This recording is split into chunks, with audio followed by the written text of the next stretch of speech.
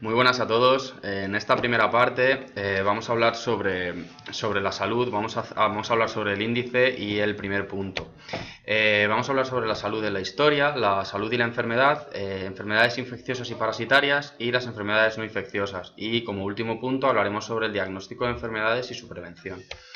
En primer lugar, en el tema de la evolución de la salud, debemos decir que la salud a lo largo de la historia ha dependido de diferentes hechos que han repercutido de forma distinta en el pasado que en la actualidad. Uno de los primeros hechos es el juramento hipocrático, una de las cosas que teníamos que definir, y el origen se sitúa en la época clásica, y este juramento establece un código ético por el que la medicina intenta velar por la salud de todos los enfermos. Otro hito importante fue la vacuna, que se estima en el siglo XI, y fue un gran descubrimiento que en la actualidad tiene una gran repercusión por su producción de anticuerpos. Sin embargo, también ha habido hitos que han perjudicado a la salud, es decir, que la han diezmado, como puede ser la peste en el siglo XIV y más recientes el ébola y el SIDA. Tenemos varias figuras importantes en la evolución de la salud, como han podido ser Andrea Vesalius en el siglo XVI, que es considerado el fundador de la anatomía moderna por sus aportes realizados en anatomía y en la enseñanza. Rudolf Virchow, que es el padre de la patología moderna y fue el creador de la teoría celular. Y por último, Ramón y Cajal, en el siglo XX, gran descubridor de procesos relacionados con el sistema nervioso y con el tejido cerebral. Por último, tenemos en la evolución de la salud los tratamientos o cómo hemos podido mejorar a través del desarrollo científico. Tratamientos como la aspirina, la penicilina, los rayos X y otras como puede ser la ecografía, resonancias y más avanzadas de las actuales. Bien, ahora vamos a pasar a ver los factores que determinan la salud. En este caso, como vemos en este esquema, estos factores son la biología humana, el medio ambiente, el estilo de vida y el sistema sanitario. Vamos a verlos detenidamente cada uno de ellos. En primer lugar, el medio ambiente condiciona la salud porque por un lado encontramos el medio ambiente físico, que está dividido en el macroambiente.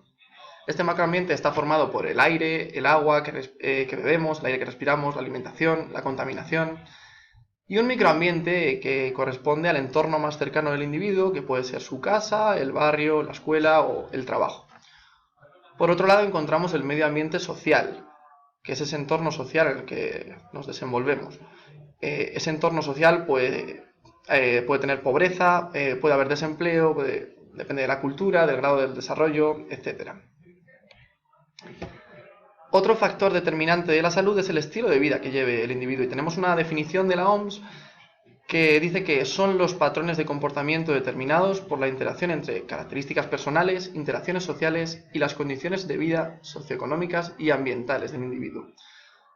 Algunas conductas que afectan a la salud son los hábitos dietéticos, cómo comemos, la actividad física o el sedentarismo, algo muy importante hoy en día, muy a tener en cuenta, el abuso de sustancias nocivas para el cuerpo, como puede ser el alcohol, el tabaco y las drogas, mostrar conductas violentas que puedan lesionarnos o provocarnos algún problema de salud, conductas sexuales irresponsables que pueden desencadenar en enfermedades de transmisión sexual, actividades de riesgo, abuso de medicamentos, el tiempo de sueño, el tiempo que dormimos, que es esencial para mantener una buena salud, y el nivel de estrés. Aquí tenemos una fotografía que resume todas estas características que hemos dicho, estos factores determinantes para la salud, que se corresponden con el estilo de vida, y nos puede servir para verlo todo de una forma más esquemática, más clara. Otro factor determinante es la biología humana.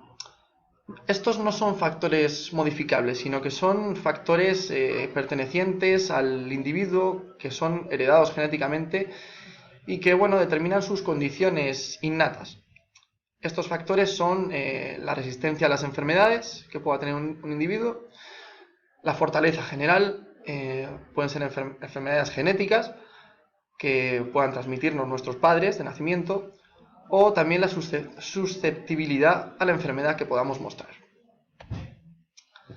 Otro factor determinante es el sistema sanitario que encontremos en nuestro entorno, en nuestro país, en nuestra comunidad, en nuestra ciudad. Estos servicios de salud los podemos clasificar según su calidad, su disponibilidad, su coste y su accesibilidad. Contamos en España, en nuestro caso, con un buen sistema sanitario, pero esto no ocurre en todos los países. ¿Y cómo clasificamos las enfermedades? Pues bien, la clasificación de las enfermedades atiende a su duración y estas pueden ser, según su duración, agudas, de menos de 3 meses, subagudas, entre 3 y 6 meses, crónicas, de más de 6 meses. También según el factor causante, pueden ser endógenas, si el factor causante pertenece a nosotros mismos y está dentro de nosotros, que pueden ser genéticas, congénitas y nutricionales. Pueden ser exógenas, si atienden a un factor externo, bien sean infecciosas, parasitarias, transmisión sexual, etc. Pueden ser ambientales, si nosotros contraemos esa enfermedad por culpa del ambiente. En este grupo encontramos diferentes tipos de armas y alergias. O pueden ser de etiología multifactorial, y estas están iniciadas por problemas psicológicos, bien sean pues trastornos relacionados con la depresión, la ansiedad, etc. También las podemos clasificar según su amplitud. Pueden ser endémicas si se dan de forma permanente en una determinada región. Pueden ser epidémicas si los afectados superan los casos clínicos esperados. Vamos, que esto es una grave complicación en la enfermedad. O pueden ser pandémicas. Hablamos de pandemia cuando se dan infecciones en áreas muy extensas, en todo un continente, por ejemplo. Y según la OMS, pues tenemos esta clasificación de las enfermedades, que es trastornos mentales, enfermedades infecciosas y parasitarias, accidentes, intoxicaciones y otros factores externos, enfermedades cardiovasculares o de otros aparatos, y enfermedades nutricionales, metabólicas e inmunitarias. Vale, bien, en cuanto a las enfermedades infecciosas y parasitarias, tenemos los agentes patógenos, que son los agentes que, bueno, son agentes infecciosos, ¿no?, que pueden provocar ciertas enfermedades a su huésped, ¿no? Estos agentes pueden perturbar la fisiología normal de las plantas, animales y los humanos. En cuanto a la transmisión y desarrollo de estas enfermedades, en fin, es un proceso que se realiza siguiendo las siguientes etapas, ¿no? La incubación, la enfermedad manifiesta y la convalecencia. Ahora vamos a ver unos ejemplos de estas enfermedades. Por ejemplo, los tipos. La enfermedad viral tenemos la gripe, la bacteriana la neumonía, las que son infecciones por hongos, por ejemplo la candidiasis, las que son infecciones por los protozoos, por ejemplo la malaria, y las enfermedades por los priones, que son unas proteínas que se alteran estructuralmente, tenemos la encefalopatía espongiforme bovina, esto es, el síndrome de las vacas locas, ¿no?, que se llama así. Por último, en cuanto a las defensas del organismo frente a la infección, tenemos unas cuantas, ¿no? Las externas, como la piel o la mucosa, las internas, los linfocitos, las inespecíficas y específicas, inespecíficas las lágrimas y específicas las inmunoglobinas, y luego están las innatas y las adquiridas. Las innatas son las que se crean en el desarrollo embriológico del niño, y las adquiridas son las que se forman cuando aparece un antígeno.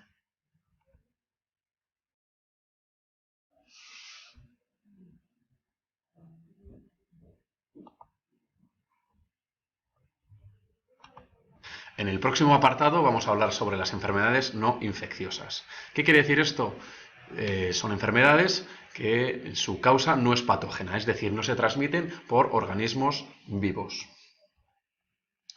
Tenemos dentro de estas enfermedades varios tipos. La primera de ellas son las cardiovasculares. Es decir, es la primera causa de muerte y pueden afectar tanto al corazón, que se llaman enfermedades coronarias, como a los vasos sanguíneos, que pueden ser enfermedades tipo arteriosclerosis o accidentes cardiovasculares.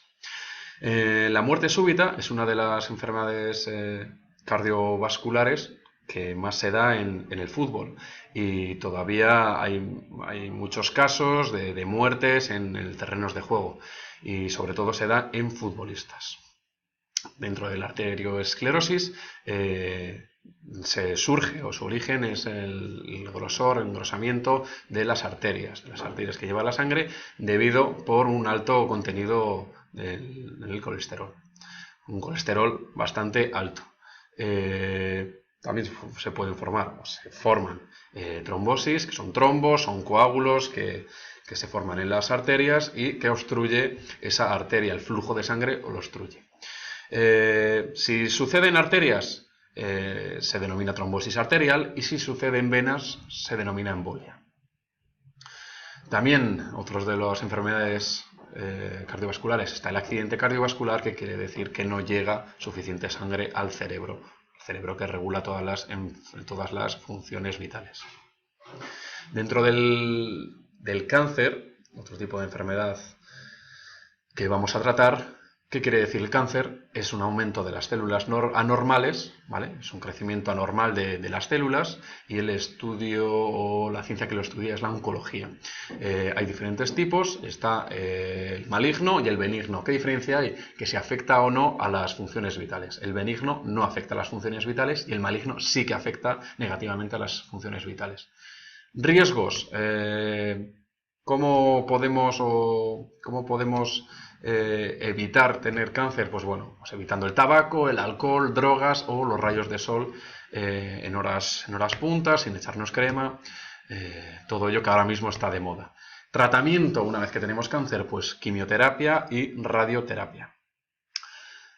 Otras enfermedades son las neurodegenerativas, que pueden ser el Alzheimer, el Parkinson y el ELA. El Alzheimer es un deterioro mental, sobre todo en personas mayores de 65 años, pérdida de funciones y tienen poca memoria. Por ejemplo, los abuelos que no recuerdan el nombre de sus nietos o de sus hijos, ¿sí? El Parkinson es un trastorno del movimiento, ¿vale? Entonces tienes temblores sobre todo en las manos. Vemos ahí algunos abuelos pues tienen unos tembleques en las manos, tienen rigidez articular, también luego está condicionada la artrosis, la artritis y sobre todo problemas en el equilibrio en esta etapa, ¿no? En esta etapa evolutiva. ELA, ahora que está muy de moda el ELA con los retos, los músculos pierden su capacidad de alimentarse, de nutrirse y se vuelven pequeños y débiles. Aquí tenemos una foto del Ice Bucket Challenge, donde se tiraban en un cubo de agua helada que estuvo muy de moda en consideración con este tipo de enfermedad. Y para acabar tenemos la diabetes, en el que los niveles de glucosa están por encima de los normales. Y hay diferentes tipos, hay 3 tipos. El nivel 1 se da más en juveniles, en niños, el nivel 2 más en personas mayores. Se puede heredar puede también ser debido a diferentes hábitos, como consumo excesivo de glucosa, de azúcares,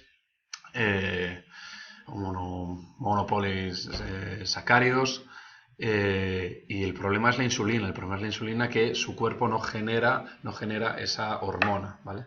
Entonces, al no producirse esa hormona, que es la insulina, que es la que regula los procesos relacionados con el azúcar, con la glucosa, pues tienen altos niveles de glucosa. Buenas, bueno, por los tipos de análisis clínicos hay varias subcategorías, ¿vale? Los químicos, digamos que buscan y analizan sustancias que no produce el propio cuerpo, son exógenas, que vienen de fuera. Por ejemplo, cuando van a hacer doping, van a hacer análisis de doping, pues quieren ver si los deportistas pues tienen unas sustancias que ayudan a aumentar su rendimiento de forma no natural, ¿vale? Luego tenemos los bioquímicos, ¿vale? Los bioquímicos son sustancias que sí produce el cuerpo, entonces pues analizan y buscan esas sustancias. Por ejemplo, tenemos aquí una imagen muy visual que es el colesterol. La parte amarilla sería el colesterol y no deja fluir bien la sangre, ¿no? Entonces, bueno, pues ese es un ejemplo. Otro podría ser la testosterona, ¿no? Por ejemplo, los culturistas, pues bueno, utilizan hormonas de crecimiento, en este caso la testosterona, para producir más masa muscular y que sean pues más grandes. Bueno, hemáticos. Los análisis hemáticos, bueno, pues estudian los componentes de la sangre, ¿no? Para ver la calidad y la cantidad que tienen. En este caso hemos puesto un ejemplo que sería la hemofilia. La hemofilia es cuando la sangre no tiene mucha densidad, es una sangre muy diluida, entonces, pues bueno, pues a la hora de hacerte, por ejemplo, un corte en la mano, pues sangran más de lo habitual y les cuesta más en cicatrizar que una persona normal. Luego tenemos los microbiológicos, por ejemplo. Bueno, se encarga de evaluar si hay virus o bacterias. Un ejemplo sería el SIDA, ¿no? El SIDA que todos conocemos, o la mononucleosis, la famosa enfermedad del beso. Genéticos. Bueno, los genéticos vienen a determinar enfermedades hereditarias. Hay como, digamos, como núcleo principal utilizan la genética, ¿no? Entonces, bueno, pues por eso, por ejemplo, hay las pruebas estas del ADN para determinar la paternidad, ¿no? Aquí en esta foto también se ve muy bien, para ver si el hijo es o no es. Bueno, luego, tipos de diagnóstico. Hemos encontrado 4, los rayos X sería uno. Son pues unas radiaciones, ¿no? Electromagnéticas que no las podemos ver y al simple ojo, y bueno, son capaces de atravesar cuerpos y tejidos, ¿vale? Entonces nos permiten ver, pues por ejemplo, si hay una fractura de un hueso o si, por ejemplo, hay desviación en la columna, ¿no? Ahí tenemos una imagen en la cual, por ejemplo, están viendo la columna vertebral a ver si está desviada, ¿no? Bueno, un TAC permite obtener imágenes del interior del cuerpo humano y la gran diferencia luego con el escáner es que puede hacer puede sacar imágenes tridimensionales, ¿no? Normalmente los tags se hace cuando, por ejemplo, hay un accidente de tráfico, pues para ver si ha habido daños severos dentro del cráneo. También, por ejemplo, para la gente con cefaleas, migrañas, por ejemplo, también para descartar si hubiera, por ejemplo, pues un tumor cerebral. Bueno, luego la resonancia magnética. La resonancia magnética es de las pruebas más caras, normalmente no te la suelen hacer con facilidad porque tiene un elevado coste. Digamos que en esta prueba, a diferencia de las otras, es que te saca absolutamente todo en las imágenes, también en 3 dimensiones, es decir, cuando digo todo, reproduce absolutamente todo, huesos, músculos, órganos, etcétera. Se suele utilizar pues para detectar tumores y también pues fracturas, aunque bueno, pues puede tener más usos. Y por último, la ecografía. Bueno, pues la ecografía, como he comentado antes, digamos que la imagen, aunque ya hay ecografías con más calidad, pero es de peor calidad, suele ser en 2 dimensiones, aunque ya están haciendo ecografías en 3 dimensiones. Y bueno, normalmente lo más habitual, pues, por ejemplo, para cuando las embarazadas determinar, pues, si el feto va a ser niño o niña, y bueno, también para verlo y ver su estado. También se puede producir pueden hacerlas para el corazón para ver si tiene arteriosclerosis, que bueno, pues eso ¿qué es, no? Eso es que cuando las venas, como hemos visto antes, tienen mucho colesterol, pues no riega bien la sangre y bueno, pues el corazón no funciona bien. Bueno, por último, en cuanto a la prevención de enfermedades, decir que tendríamos 3 aspectos fundamentales. Uno sería la alimentación, otro sería la vacunación y por último sería la actividad física. En primer lugar, mencionar que la alimentación es aconsejable seguir una alimentación variada, evitar los alimentos procesados y evitar el consumo de alcohol. Es recomendable también realizar unas 5 comidas diarias, no realizar comidas excesivamente copiosas y siempre que sea todo equilibrado. No se conviene que se hagan demasiados excesos. Como venía diciendo, otro aspecto importante en la prevención de enfermedades sería la vacunación, ya que ayuda no solo a prevenir estas enfermedades, sino previniendo estas enfermedades evitamos el contagio y la propagación de las mismas. Decir que existe un calendario de vacunación que en edad infantil va desde los 0 meses de edad hasta los 14 años y tiene numerosos tipos de vacunaciones contra diferentes aspectos patógenos. Por último, en último lugar, mencionar la actividad física, que es de gran importancia ya que es uno de los pocos elementos activos para la prevención de enfermedades. Y luego vamos a hablar del sistema locomotor, del sistema nervioso, del sistema endocrino, del sistema cardiovascular y del aspecto psicológico. ¿De acuerdo? Respecto al sistema locomotor, la actividad física nos va a permitir prevenir determinadas enfermedades como la descalcificación ósea, que puede producir fracturas, o la osteoporosis. Dentro del sistema nervioso vamos a recibir bastantes efectos beneficiosos sobre la coordinación tanto intramuscular como intermuscular, por lo que nos va a facilitar evitar caídas que puede provocar posteriormente lo que veníamos hablando en el aparato anterior, que son las fracturas. Respecto al sistema nervioso, al sistema endocrino, decir que la acción de la actividad física sobre determinadas enzimas y sobre determinadas hormonas va a permitir que tengamos efectos beneficiosos sobre el control de determinadas enfermedades, como es en el caso de la diabetes. En el caso del sistema cardiovascular, la actividad física nos va a permitir evitar y prevenir determinadas cardiopatías.